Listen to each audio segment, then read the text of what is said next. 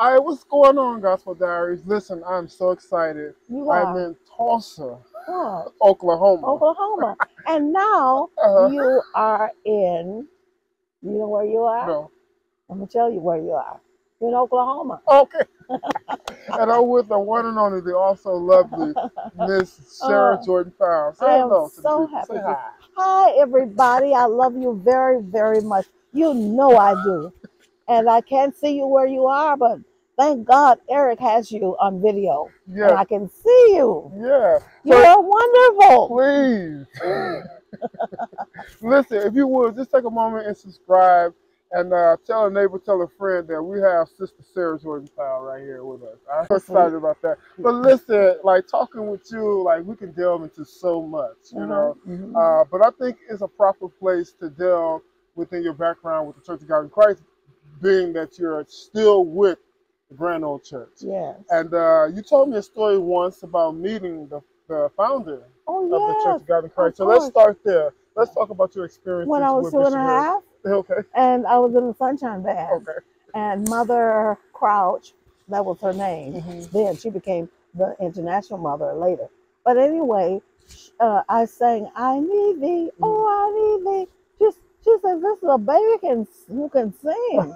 So she took me up to the pulpit.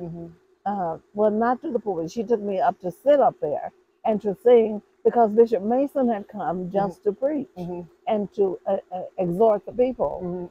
And so she told the people, the ministers up there, that I could sing. And they said, "What?"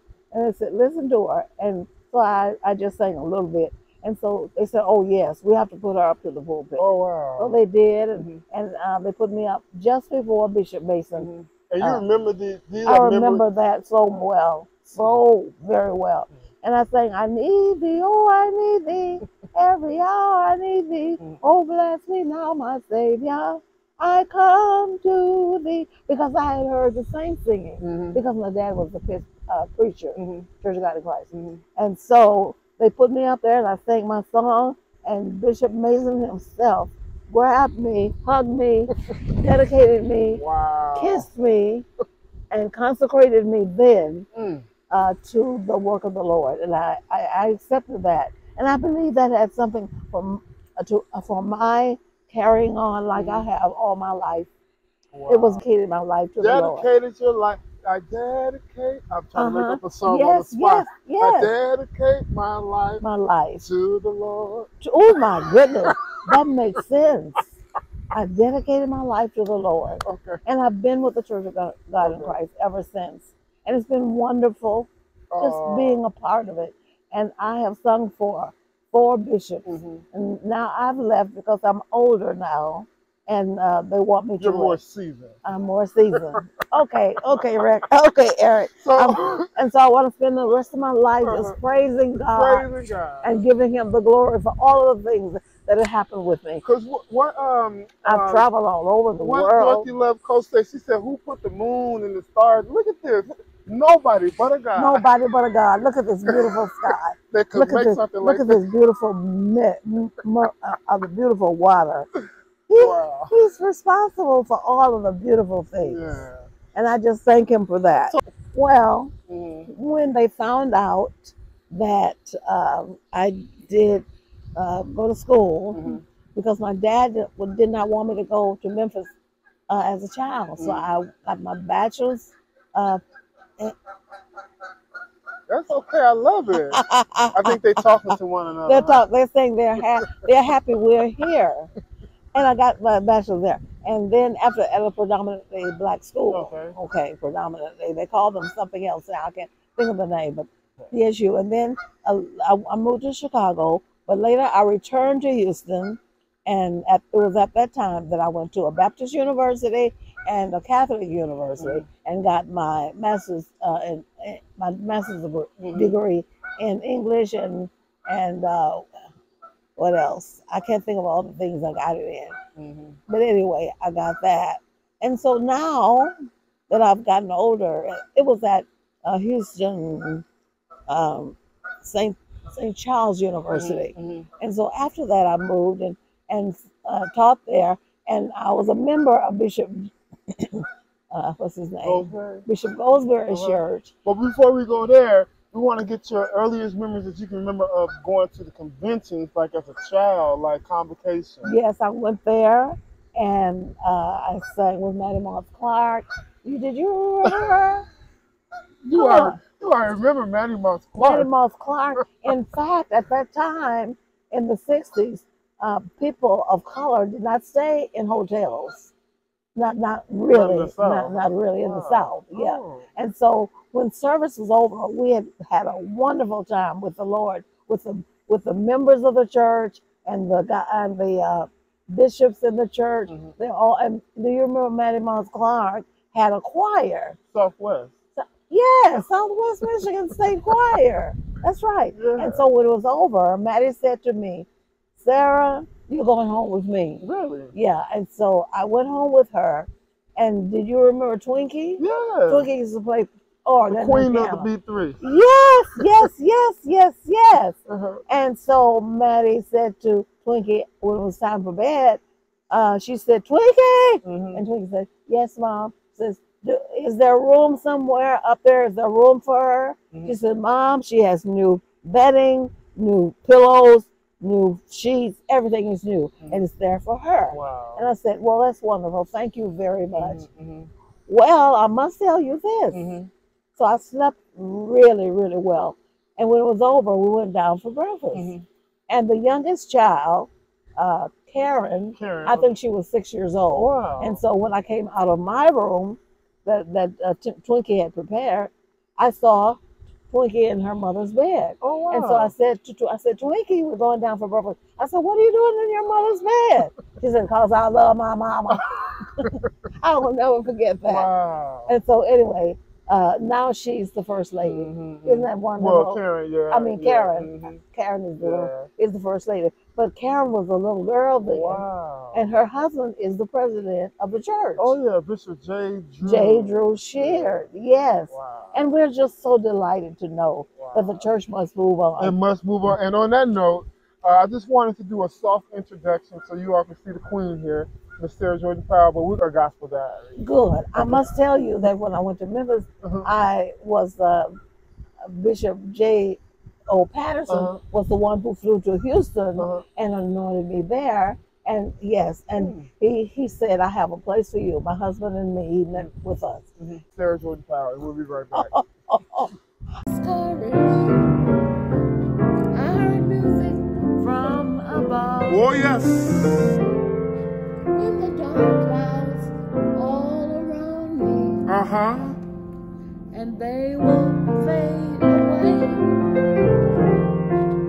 The sun is still shining. Oh, yes. And there is going to be a brighter day. Yeah. What I lips? want to sing like I used to, and I can't. What lips? There you go. What takes me higher? What gives me joy? What gives me power? Yeah. God's love. God's love. You better sing.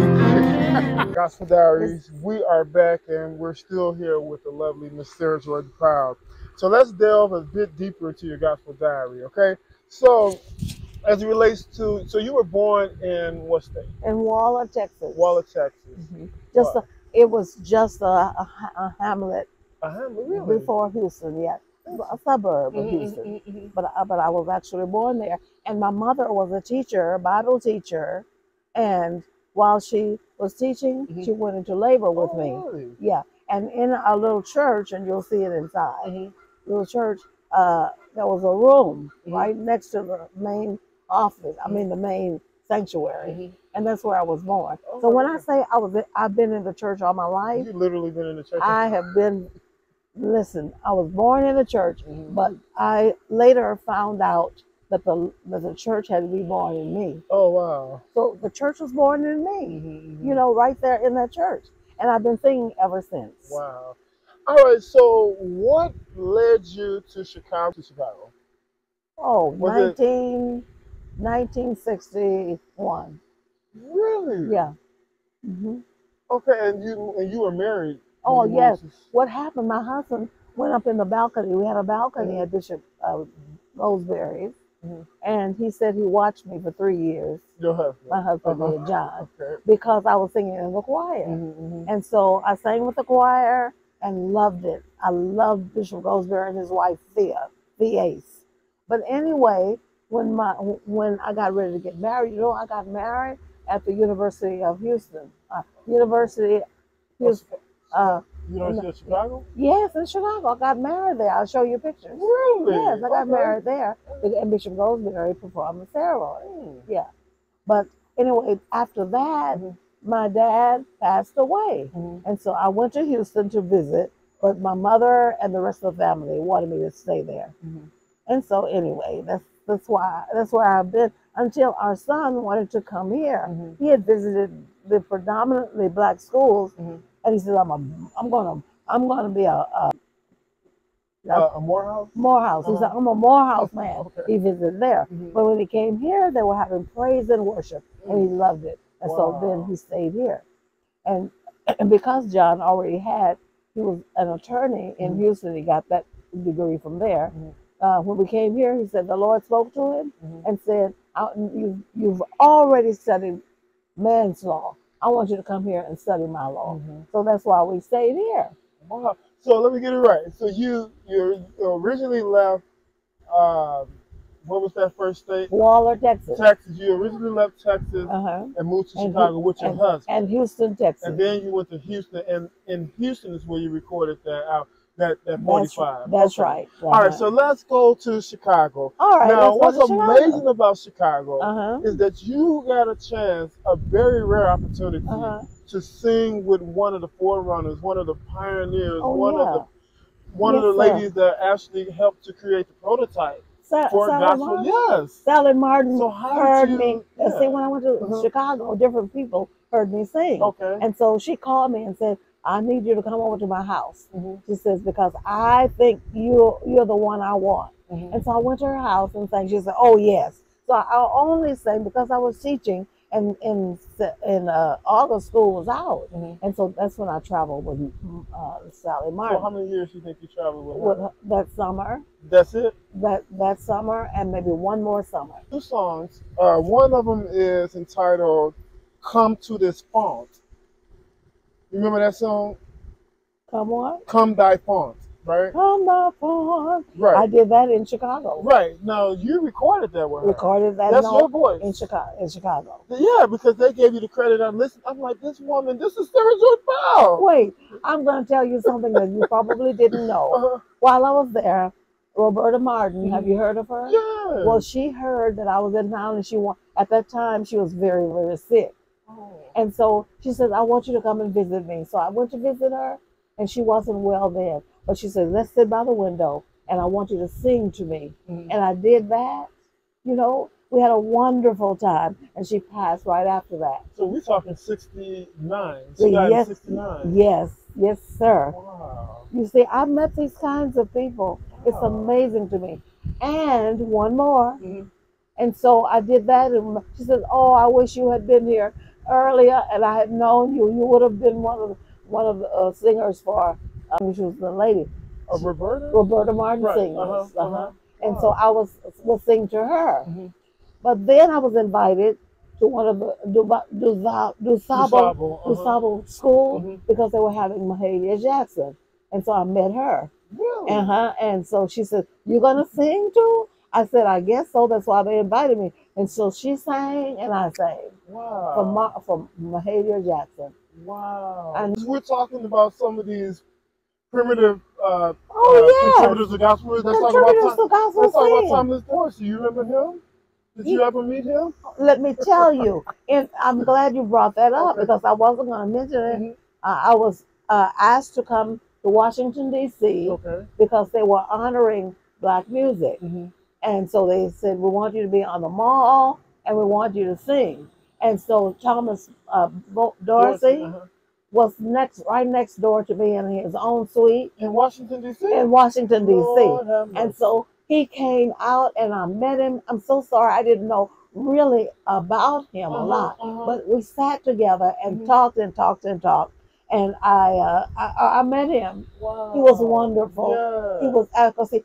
Precious Lord, Precious Lord. take my hand. And what else? Lead me on. So that yes, I might stand. Yes. Because I am tired. And so we were the guests. We were the guests in started. Washington D.C. We were the guests for Washington D.C. And I will forever remember that. What about the Bear Sisters? Oh, I love them so much. Really? And oh yes, and Dolores, she and I sang together with what's his name? The church where you're going now. Maceo Woods called me and wanted me to sing with him, and I went there to sing alone for him twice at what's the name of that place? So I found the bill to the concert that he took. Gospel Supreme to the erix-Clark. Yes, so and you probably was there. Yeah, I probably was. I went twice for him. Yeah. Let's stay there with Pastor Mace. Pastor Mace he was a wonderful man. His music was so elegant. His music was so classical and so beautiful, and he was a outstanding man whom I met. I think he still has some members there. Oh yeah, but talking to people like Rich. I'm gonna just name the name. Okay. And shout out to Pastor DeAndre Patterson. He's actually the pastor of the church. Oh, now. I didn't know that. Yeah, oh, that's news to me. Yeah, he's the pastor of Christian. And do you remember the girl who was Doris Sykes? That's that one. Now she was a diva. That's right. See, I remember those people, and I left after that because my dad was ill. And I stayed there until I moved here because Mark wanted to go to the chapel. Until you moved to Oklahoma. Left Oklahoma and came here.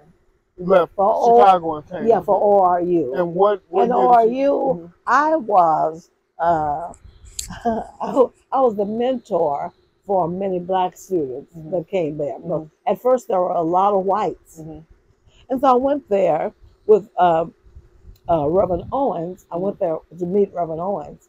And then while I was there, they said, well, you have a degree. Why don't you come over here and be, I can't think of the name of the person. I had a person, but I was the access person for all of the students who didn't really do well in school. Oh, wow. And so one of the students was Charles. Not Charles. Charles was there too. He graduated from there. Charles, which one? Charles Blake. Really? The second. Really? Yes, he graduated from ORU first. Oral Roberts. I'm Oral Roberts. Yeah. Oh, that's right. I said ORU. I don't mean ORU. Right. I mean Oral Roberts. Right. He graduated. He got his first degree from there. Wow. And I would say his name is. You taught at? I taught there too. Oral Roberts University. Oral Roberts University. Lord have mercy, Jesus. Yeah, and so anyway, after my time there with Larry, everybody called him Larry then, but his name is Lawrence. Okay. Lawrence Blake. He would come to my office and said, Larry, I called him Larry. I said, Larry, did you go to class today? He said, I'm going. I'm on my way now. You know, like that. He was live all the time. And that's where he went too. Wow. So right before we leave this segment, Sally Martin and a lot of the pioneers of Chicago, Sally Martin in the early '60s, she introduced a musical saw. Yes. Music. Do you recall Let's see. Do you recall anything about that? Okay. I can't remember. See, one thing that I can remember is a lot of things. Some things I forget. But with Sally Martin, one of the songs we would sing in the car.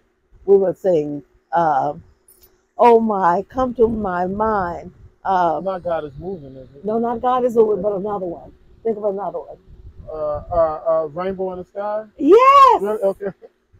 But she recorded. How do you remember that? She recorded that with Alex Bradford, right? With Alex. Alex, I'm not sure who. I think it was Alex or. But he was a pianist for the one you mentioned, who's in hospice now. Kenneth Woods. Kenneth Woods was our musician, and he was absolutely wonderful too. I mean, out of this world. He could play the piano well. Wow. You know. And so anyway, we travel on the East Coast a lot. So how was those travels? So you all got in the car and literally went from Chicago all the way to the East Coast. But she had to drive. Who? Sally Martin. Really? Why? She didn't trust nobody else? I'm just telling you this. I'm I listening to shouldn't you. tell you this. Well, she No, was terrified. Huh? I mean I was. Oh, you was. But you know what? No, I've heard But someone told. I learned to just live with it because I sat in the front seat. And the way she would drive is put her foot on the pedal and then take it off, Oh, and then Jesus. put it on the pedal and then take it off. I'm She just must have telling you. wasted a lot of gas. Yes, yes, yes.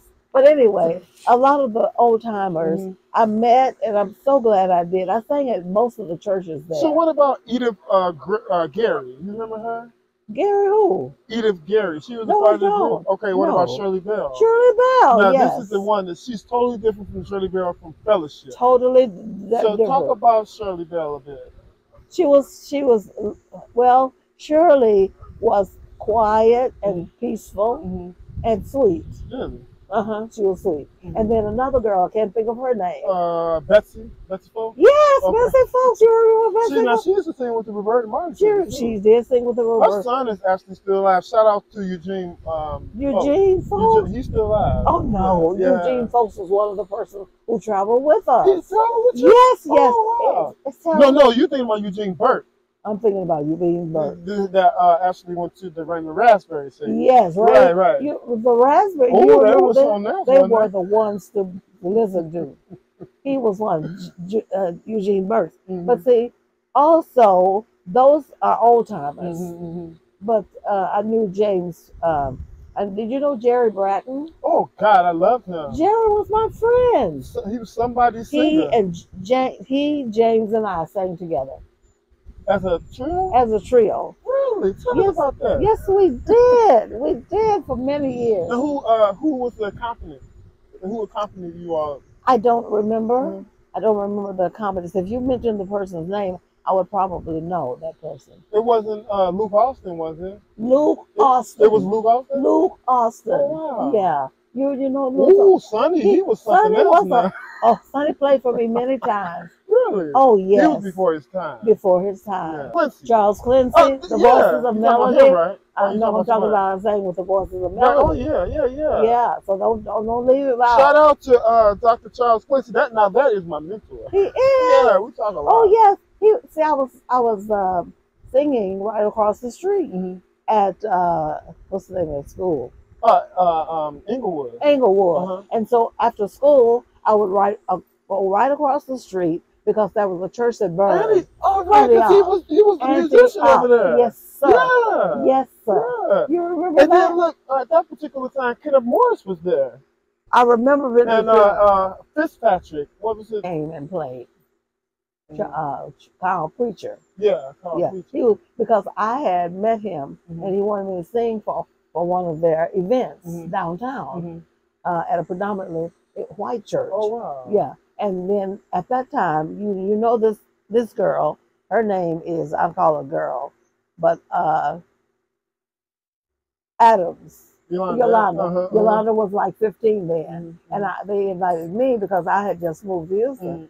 And so I sang for them. And so Yolanda knows me very well. Wow. And so, I have sung a lot. That's why now, then when I went overseas, when I was in Chicago, I went overseas. I went to India and I went to Osaka University. And I met a girl there. She was graduating. And I didn't translate then their language, but I sang, "Amazing Grace, how sweet the sound," and then I modulate on that, and you'll hear it. Wow. Oh, you've heard it. Yeah. But anyway, a girl came up and she said to my interpreter, my translator, says, "Oh, something is going on with me inside." She was a graduate. She was a high school graduate, and so. He told me, I said, "Tell her that the Lord is trying to get her attention." And she says, "Oh, I want to be an on-hanger." She meant hang on because she wanted to travel with him. Right. And he said, "No, she's going back to Texas, And so she says, "I will go." I said, "Tell her I want her to graduate, And so then that's what happened. Wow. Some of the preliminaries out of the way. Okay. But now a lot of people they want to know about your amazing recording career. But I want to start with Bishop Goldsberry because, if I'm not mistaken, was that the first time you recorded Our Final Fault? Broken. When Jesus comes, I know he'll wipe all the tears away. And then he touches the glue. Say that. He takes the glue. He takes the glue. Oh yes, he does. He takes the glue. I can't do the rest. And Don't worry about that. fills the glory. Oh yes, he does.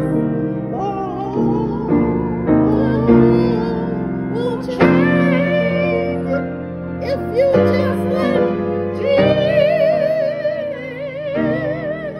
come. Try that. To stay. There you go. When I got sick, I lost my voice.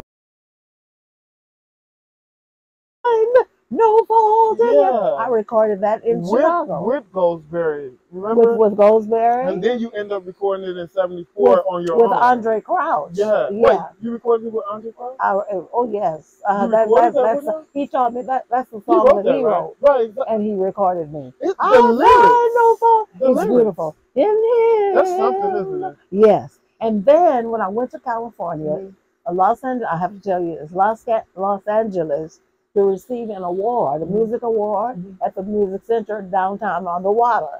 And while I was there, I was singing for Ernestine Cleveland. Do you remember her? Yes. Yes, because she pastored a church, but now her son pastors. She just recently Deceased. Yeah. She recently left us here. But anyway, while I was there, I call them the boys, but they were, oh, happy day. Hawkins. The Hawkins said, come to my church, we'll pick you up. And I went to their church. It was in California. And they said, come in the office. And I went in the office with Walter. And Walter says, here's my repertoire. I'm going to be preaching. I didn't know he was a preacher. Oh my goodness. And so he looked through my repertoire and he says, you can sing any one of these. And I did just before he preached. He was a preacher. Oh my God. Oh my God, was he? I had never heard him. And so he preached and exhorted, rather. But I call it preaching. Yeah. And the ones who came to Houston before I left was Andre and the disciples, Tremaine, she was singing with them at that time, and a whole bunch of folks. So I did that in Houston. So you recorded a Final Thought with Bishop Goldsberry. Yes. But did you record that before Bishop Goldsberry with Andre Crouch? With Andre Crouch, but I think I lived in Houston then, and I did that for a long time. I think they have an anniversary program now, but I went one time and sang. But after that, I went back to Houston. But Charles Clancy was a wonderful man of God. And you know, that's a perfect segue because Dr. Clancy actually recorded with you multiple times. He did? Yeah. I didn't know that. The album that you all did at the county. Oh, at the county. I forgot about he that. recorded that with you. Remember that? I forgot about that. There's so much I've forgotten about. And I'll tell you how that happened. My A&R man called me and wanted me to go to Carnegie Hall. He said, Sarah, and when I got in his presence, he says, I want to take you because you've been nominated for Grammy. And he says, but you'll have to stay in my room. I said, I can't stay in your room. I have John. Yeah. He said, no, we'll leave him at home, but you'll go there. And of course, I didn't want to go there, so I turned that down. But he wanted me to go to Carnegie. I said, I want to go where people cannot come out and get it. And that is in prison. He said, you want to go to a prison? I said, I travel when I was in Texas, I traveled all over the states in America to sing for the prisoners. I mean, some of them were absolutely murderers and all kinds. And I would go in their cells and encourage them to be the best that they could do. Yeah. And Wow, so, that's amazing. and I did that. See, I have sung all over this place. Can I digress for a moment because this is on my mind? Because if I'm not mistaken, is it Beverly Clinton? Oh Lord, it was someone that I spoke with that told me that they found joy in singing in the prisons. I can't remember which artist it was. It may have been her. But But anyway, no, I don't think it was Beverly I Clinton. don't know, but a lot of people have learned. Joy They have learned that I said, you know, the people out here can come to concerts and hear me. But what about those in prison? It's like right in the 70s, they allowed an African American woman with a Caucasian record label Yes. come into a predominantly Come into the house. black county jail and record. That had to have been really. They wouldn't at first. Oh, they really? hung up on me. Really? I'm talking about the Savoy. Oh, really? And so I hung up too when he hung up. And so 2 years later, he called me back and he said, Sarah, you still want to go to the prison? I said, yes. He said, I'll call and make arrangements for you at the prison. And that's what happened. And take us into the setting. So you all was like in some big hall or gym? A very large hall. Okay, and so they had it set up like it was like a church? Yes. Yes. So they had all the musicians there, and you just sat there and sang from your heart? Yes. No, they're gonna make me cry. You ministered to them people. I ministered to those people, and it was so wonderful to do that. You know that? And so you're about to make me cry because I don't do it anymore. I'm on my own now, resting. Because I allow the young people to do that. Right. They can sing for people at concert. And so now I'm just resting. You know what is interesting? The Lord hasn't called me home yet. You still got work. That's more than you. More than you have said that, that word. Reverend James Cleveland. Oh, Lord, have mercy. You know, that's a story. That is a story. But yes, I had gone to California, invited by, I've never gone anywhere where I wasn't invited. And so I went there for one person. But Reverend Cleveland was the master of ceremony. And he heard me again. He had heard me before. But he said, bring her to my house. So he said, let me find out if she will do that. Because I know she's teaching in Texas. I know she's teaching. So he came to me, he says, instead of going home at 10 o'clock, I want to take you to Reverend Cleveland's house. He wants you to be there. So I said, okay, I will do that. And so we went there, and Reverend Cleveland said, sit on the piano stool with me. And he sang one of his songs. He says, I just wrote that driving down the street. God loves me so? Something about God, something about God. I don't remember. Well, the title of the album was God So Loved the World. No, I sang that in Houston. At gospel music. What's the name of it? GMWA. GMWA. I sang that there. But let me tell you this, and this. I'm gonna make it real brief. Okay. So what happened is he took me over to his house, beautiful home. He said, sit at the piano with me. And so I didn't know he was a good cook, but he was a very good cook. Really? James Cleveland could cook. Oh my God, out of this world. I learned from him something. But anyway, I sat at the piano and I sang some of the songs and that I sang. He said, take this tape home. At that time they had tapes. And I took it home. He said, and ask your husband, will you come to Dallas because we're having the Gospel Music Workshop of America. And so I got permission from my principal. He said, oh my, yes, you can go.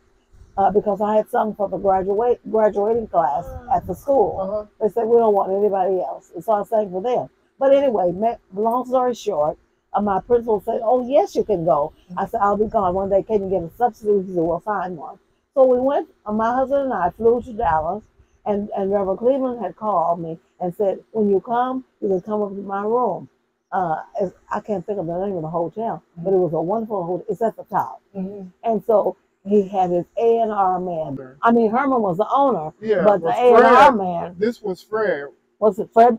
Fred Mendelssohn. Fred Mendelssohn. Was that the one you talking about? Yes. This guy right here? That's who I'm talking about. He met us. Because he's still alive. No, he died. But anyway, we flew up there, and he had Fred Mendelssohn in there, sitting on the couch. Right, because he used to come to the convention. Yes, he did. Oh my goodness, you're gonna make me cry. That's a long story. So John and I went up to what do you call the The complex? penthouse. The penthouse. That's what he had, the penthouse, and had a piano in there. Okay. And so he told us to come up there, Uh, and Fred Middleton was sitting down mhm. on the couch, and I sang. Uh-huh. Uh-huh. James said, "Sing anything you want," Uh-huh. and I said, "I sang the song, you know it." Which Uh, God knows no, why not that. why not do it today? No, not All that. he wants is you. No. Oh, what a companion. He said, sing Oh, anything I must want. Jesus. Okay. Must Jesus bear the cross alone and all the world go free? There's, I can't do it now.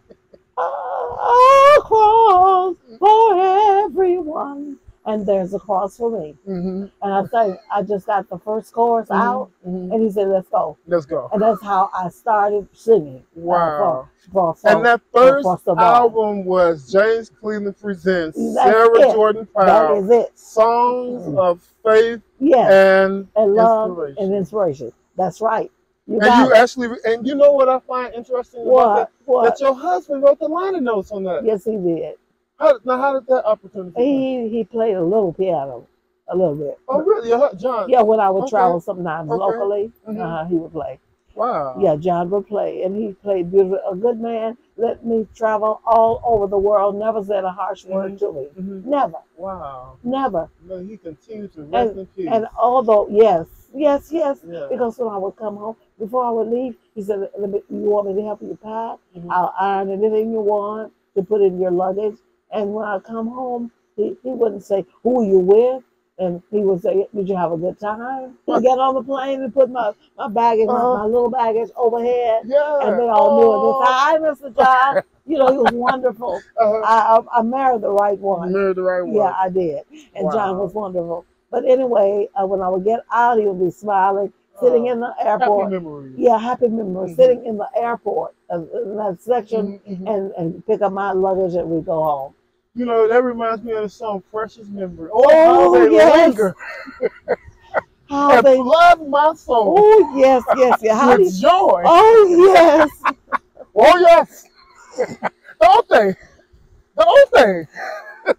Whoa, we got to make some precious memories, don't we? Precious memories. They're also lovely, Miss Sara Jordan Powell. All right, so it's time to delve a bit deeper into her gospel diary. Let's talk about Ray Charles, because I think that that's a very interesting and a very important piece of your history. So how did you meet Ray Charles and get that opportunity to record with him overseas? Okay, I have recorded in his studio. Recorded in the studio. Excuse me. With James Cleveland. And so inadvertently, they left one of my tapes on his desk. And when he came in the next morning, he said, "What is this?" He asked one of his assistants, "What is this on my desk?" And he said, "I don't know, because there was a recording Christian group in here last night." He says, "Well, let me have it. I'm going to put it on." So Ray Charles put it on, and I was singing, "I keep so busy working for my Jesus, I ain't got time to die." He said, "Who is that?" And the assistant said, "I don't know. I didn't come in here last night." He says, "Well, I want to get in touch with her."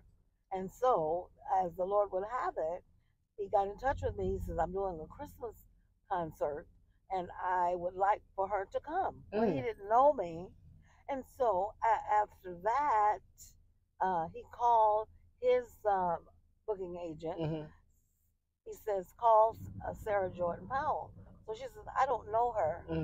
And she said to him, "I know you know how you are picky about who sings with you."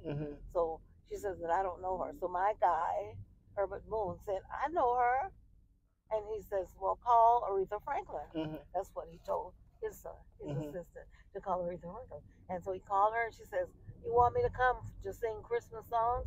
He said, "Yes, just Christmas songs." And she says, "Well, will I fly over water?" And he said, "Oh, yes." She said, "Oh, no, I don't fly over water. I don't do that." So she decided she wasn't going. Okay. Fast forward through the airport of Georgia. What's the name of that airport in Georgia? First of it. I can't. Starts with an A. Hartfield, right? Yeah, Hartsfield, but what's the first name? A. Atlanta. Oh, you talking about the city? Yeah, Okay. yeah. Atlanta. And he says, "Hey, wait a minute." I was running through the airport on my way to Connecticut. And he says, "Aren't you Sarah Jordan Powell?" I said, "Yes." I said, "Why?" I said, "I'm on my way to Connecticut." He says, "Well, wait a minute. Did you record something with Ray Charles?" I said, "No, I've never recorded with him." He says, "Well, he plays your music every morning Wow. that he wakes up, and he loves your music very much." Wow. And so I said, "Okay, bye. I hope that blesses him." And I kept running through the airport. Well, again, fast forward, he called his what do you call her? His assistant. Assistant, yes. And she says, "I'll call her." And so, of course, Aretha Franklin said, "No, I don't go across the water." And so he said, "Well, call Roberta Flack." So she says, "I will." She called Roberta Flack, and she says, "I'm recording right now in the studio, and I can't go anywhere." So she told Ray that, and he said, "Oh my goodness, I don't know anybody else." And so my guy, Herbert Moon, overheard the conversation. He says, "What are you looking for?" And he told her, "I'm looking for somebody to sing Christmas songs with Ray Charles." He said, "Oh, let me give you her name and you can call her." And she says, you know how Ray is. He's very particular about who sings with him." And so he said, "Call him anyway." So she called him, and he says, "What's her name?" And she says to Herbert Moon, "What's her name?" And he says, "Her name is Sarah Jordan Powell."